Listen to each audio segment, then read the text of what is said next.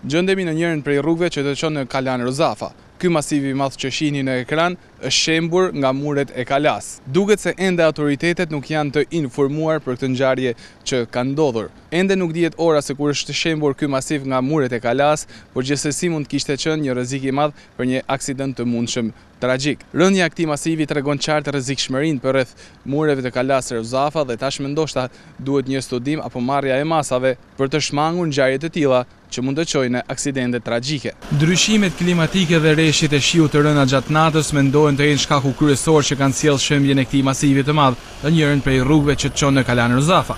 Në fakt, guri që është shembur në fillim duket sikur është vendosur me dorë aty dhe nuk t'i jep përshtypjen se kalon nga muret e Kalas Rozafa.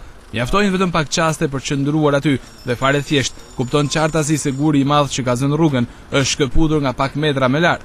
Një vështrim për rreth mureve të Rozafatit të tregon edhe vendin se nga ku është shembur ky gur. Kjo është pjesa nga ku është shkëputur guri I madh.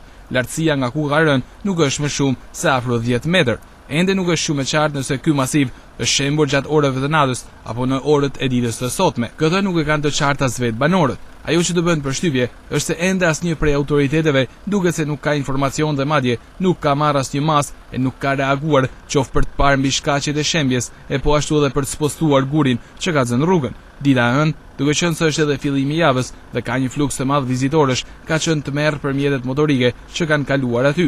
Normalisht policia mund ta kishte bllokuar atë anë të rrugës deri në heqjen e masivit, por një gjë e tillë nuk ka ndodhur. Madje makinat me shumë vështirësi janë detyruar të përshkojnë aty, duke qenë se kthimi I pas për të kaluar nga rruga tjetër që të çon në Kalan Rozafa rezulton në një stres me vete për shkak të trafikut të madh në hyrje të qytetit. Kësaj here shembja e gurit nuk krijoi incident, por nëse vazhdohet me indiferentizëm, në rastin e dytë mund të kemi ndonjë aksident tragjik.